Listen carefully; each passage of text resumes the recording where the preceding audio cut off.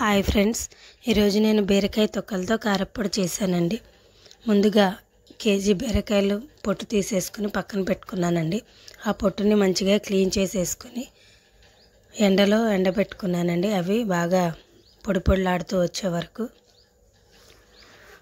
అవి పొడి పొడిలాడిపోయిన తర్వాత నేను ఒక కడాయి తీసుకుని దానిలోకి 2 టేబుల్ స్పూన్స్ ఆయిల్ వేసుకున్నానండి. వీడియోలో చూపిస్తున్న విధంగా అలా బాగా డ్రై అవ్వాలండి.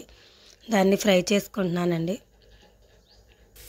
బ్రౌన్ కలర్ వచ్చే వరకు ఫ్రై చేసుకుంటున్నానండి. మీడియం ఫ్లేమ్లో పెట్టుకుని ఫ్రై చేసుకుంటున్నాను. కలుపుకుంటూ ఫ్రై చేసుకోవాలండి, లేకపోతే ఈ బీరకాయ తొక్కలు మాడిపోతాయి. ఇవి ఒక ప్లేట్లోకి తీసేసుకున్నానండి. తర్వాత దానిలోకి 10 ఎండుమిర్చి, కొంచెం జీలకర్ర, 1 టేబుల్ స్పూన్ పచ్చిశనగపప్పు, అందులోనే మినపప్పును కూడా వేసేసానండి. 2 టేబుల్ స్పూన్స్ ధనియాలు కూడా వేసాను. వేసి ఒకసారి ఫ్రై చేసుకుంటున్నానండి. కలుపుకుంటూ ఫ్రై చేసుకుంటున్నాను. మనకి ఏవి మాడిపోకూడదండి. దానిలోనే కొంచెం కరివేపాకు కూడా వేసుకున్నాను. చిన్న నిమ్మకాయ సైజ్ అంతా చింతపండును కూడా వేసేసుకుని ఒకసారి కలిపేసేసుకున్నానండి.